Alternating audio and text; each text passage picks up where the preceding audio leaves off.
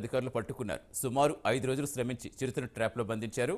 అలాగే చిరుతను పట్టుకునేందుకు అధికారులు 20 సీసీ కెమెరాలతో పాటుగా 5 బోన్లు ఏర్పాటు చేశారు.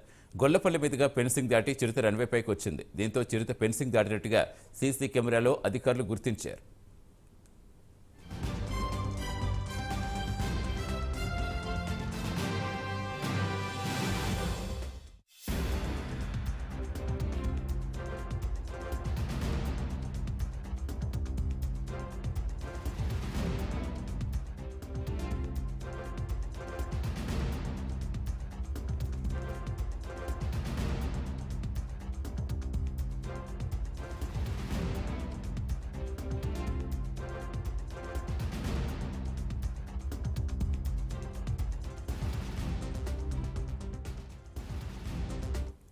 పూర్తి సమాచారం ఇచ్చేందుకు మా కరెస్పాండెంట్ కుమార్ జాయిన్ అవుతున్నారు. కుమార్, మొత్తానికి 5 రోజుల చిరుత భయం ఉత్కంఠ వీడింది.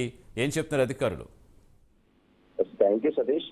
గత కొన్ని రోజులుగా శంషాబాద్ ఎయిర్పోర్ట్ లోని సంచరిస్తున్న చిరుత మొత్తానికి ఎట్టకేలకైతే బోన్లోకి అయితే చిక్కింది.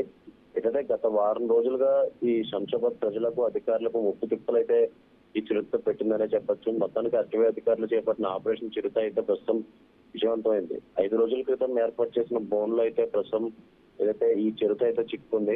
అలాగే శంషాబాద్ లోనే రాజీవ్ గాంధీ ఇంటర్నేషనల్ ఎయిర్పోర్ట్ 5 రోజుల క్రితం ఈ చిరుత కదలికలను అధికారులు అయితే గుర్తించారు. దానికి గొల్లపల్లి నుంచి ఈ ప్రహరీ గోడ దూకినట్లు కూడా ఏదైతే అధికారులు అయితే గమనించారు.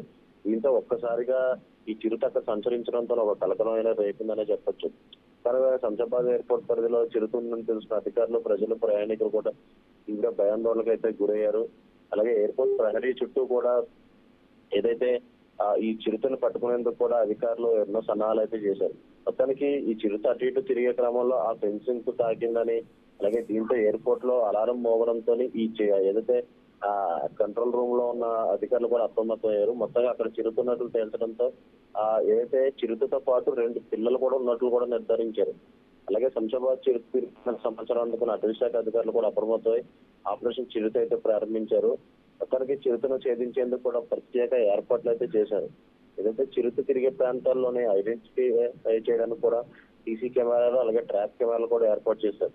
శంషాబాద్ లో ఈ చిరుత తరచూ వచ్చే ప్రాంతంలో బోన్ ఏర్పాటు చేయడంతో ఎరగా ఒక మేఘం కూడా ఉంచారు. అయితే ఆ బోన్ వరకు కూడా వచ్చిన చిరుత చాలా సార్లు తిరిగి వెళ్ళిపోవడం కూడా అధికారులు అయితే గమనించారు.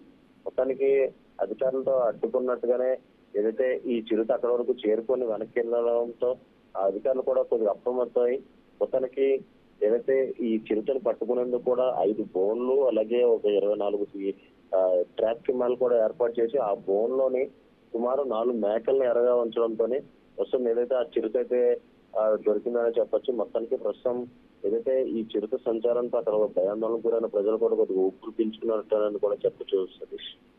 Right, thank you Kumar.